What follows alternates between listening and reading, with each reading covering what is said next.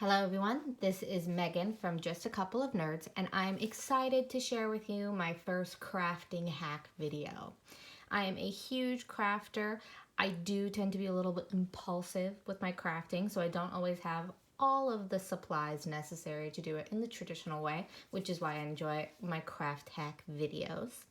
Now, this project I'm going to do is actually one I've never done before, and I'm very excited because I've always wanted to screen print. Screen printing is so cool, but I don't have all of the equipment to do it, and I found this hack online. I will link you to the original article that I read about it, but I'm so excited because I get to use my Cricut, and it's my favorite thing in the world, basically.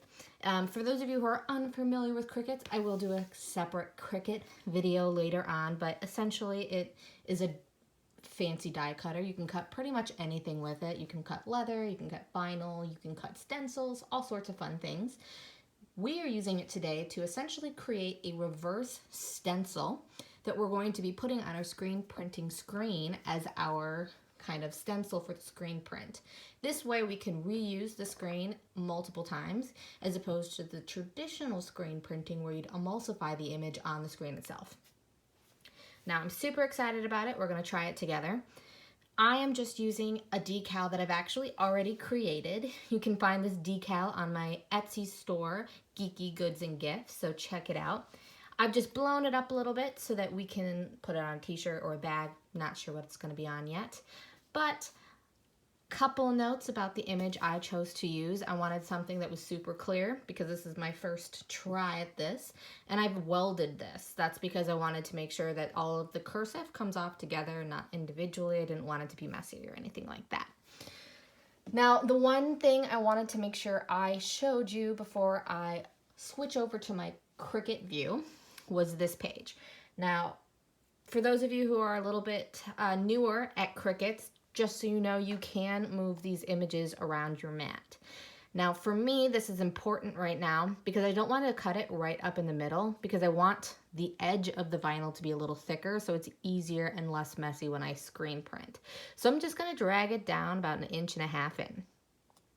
That's all I wanted to show you. So I'm going to quickly switch over to my other view. Bear with me for a moment.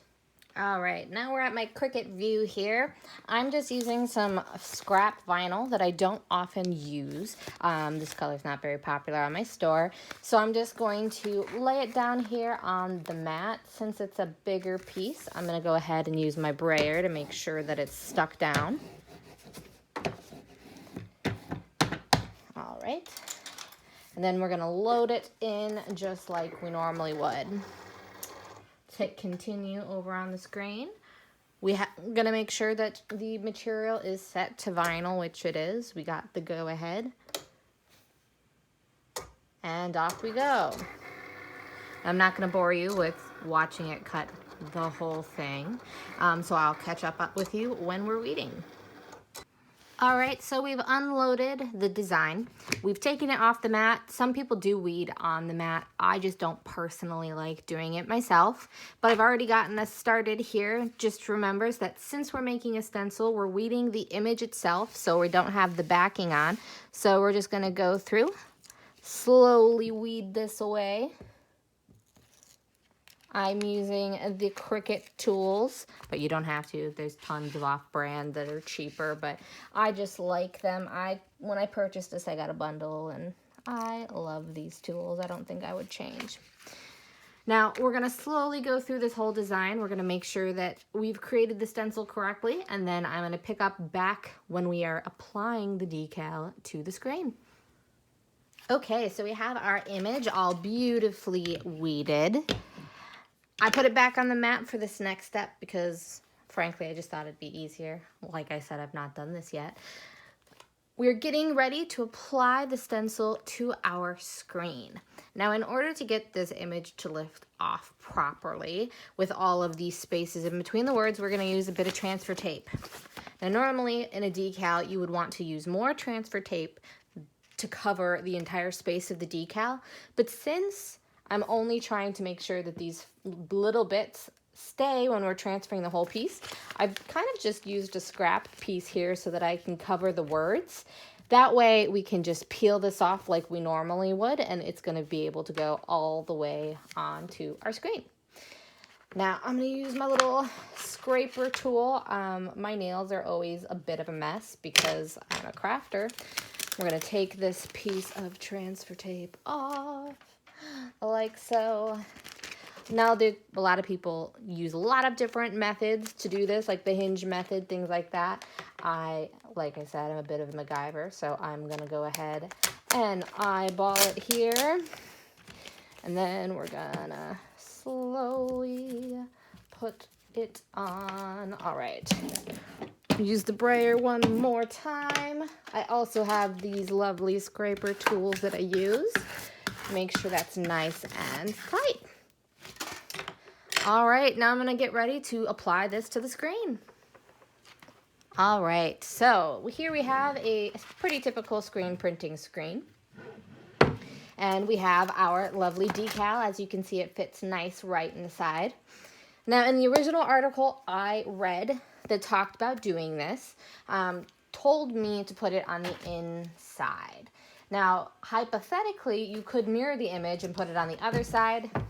This is my first time though, so I'm going to do exactly what the original article said to do. So we're going to be transferring this. Now, keep in mind, I've never done this before, so I have no idea how it's going to work. All right, we're going to go ahead and start to peel this off. Now, whenever I do any kind of decal work, I always try to say, I'm actually just going to move this for a second here. Try to be as flat as possible here, so I'm going to peel the back off nice and slowly. Make sure that all of our little tiny pieces of vinyl stay. Seems to be doing nicely. Nothing's lifting, which is a good sign.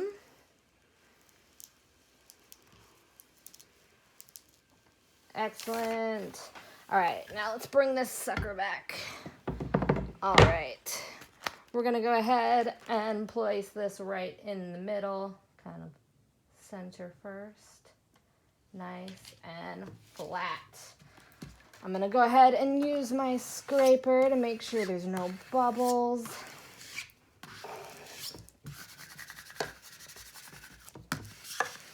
All right, moment of truth. Let's see how well this vinyl sticks to the screen. I'm gonna peel off nice and slow like always.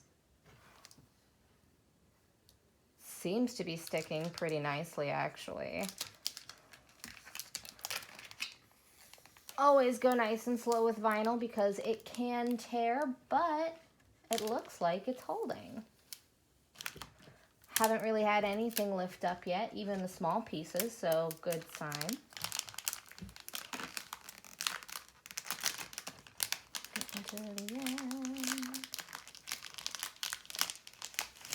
Perfect application the first time.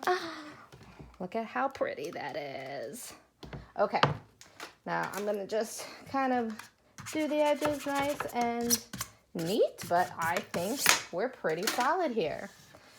Now the next thing you want to do is we're going to cover the edges in some masking tape. This is another thing that they recommended to do. This just helps it stay on. So we're going to go ahead and do some masking tape here. This also, if you're working with a smaller design, you can cover up the blanks. Oh, I'm getting hair everywhere.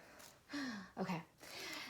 It will help cover up the blank space and protect your shirt or your bag or anything like that you're working on. So if it's a smaller decal, you can just fill up the space with painter's tape or masking tape, and that way the extra dye we're going to use doesn't end up on your project. All right. I think we are pretty much good to go. So I'm going to grab our template and we're going to get started. All right, it is time for the moment of truth. Before I begin, I just set down this t-shirt cardboard form here. I just don't want the ink to seep through. I also have this handy dandy 99-cent little bandana I got at the craft store because This is kind of what I'm using to try the stencil out at. I didn't want to ruin an expensive shirt. Now we're going to go ahead and place the screen right on top of it here. All right, as you can see, it looks nice and clear. It came out pretty good so far. Now I am using this Simply Screen black ink. I chose this because I didn't need a heat gun, so make sure you check out what type of ink you're using if you try this at home. A lot of the time you need to set the ink with heat. This ink specifically says you let dry for 24 hours and then you can just hit it with an iron and then that's enough. So since I was trying to go low investment cost here, that is what I chose to do. Now it said what we're supposed to do is put the ink at the top of this. It says less is more, but honestly, I'm not sure how much that is. So I'm going to start there. We can always add, right? And then we're going to use our nice little squeegee. This squeegee, I think, was like $6 on Amazon. And now it said to just at a 45-degree angle, bring it over your design. All right, well, as far as I can tell, the vinyl isn't lifting, so that's great. I'm being pretty gentle. You want to push hard enough that the ink goes through the screen, but I don't want to push hard enough that the vinyl starts to lift. All right, I think I used a little too much ink. I'm being careful not to go off of the vinyl because obviously I don't want a bunch of black smears on my, even though actually it doesn't really matter because it's a scrap piece of fabric, but all right. I think that's pretty good. I guess we have the moment of truth here. We're gonna lift it up soon. Actually, I'm gonna, couple more times, right? Okay, that's enough. All right. Holding my breath here. Don't know what to expect. Okay, well, let's lift it up. Said nice and slow. Okay, not terrible, not terrible, not terrible. I'm pretty happy considering this is my first try. Looks like pretty much the only problem is my application of ink and not the actual vinyl itself. So I'm gonna call this a success. I'm gonna do it one more time. We're gonna see if I can do better. Hold on, let me reset. All right, we're gonna take two. I think my mistake the first time was that I didn't press hard enough. So I'm gonna do the same thing I did before. I'm gonna add some ink up top. Don't really need to add as much because there's already some ink on the stencil. All right, so pressing a little harder now.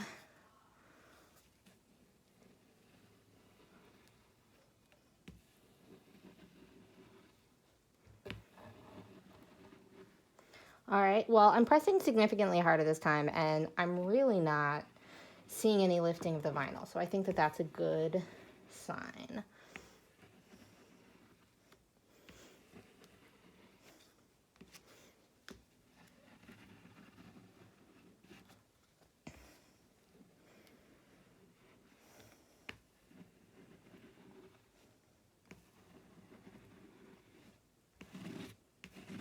All right.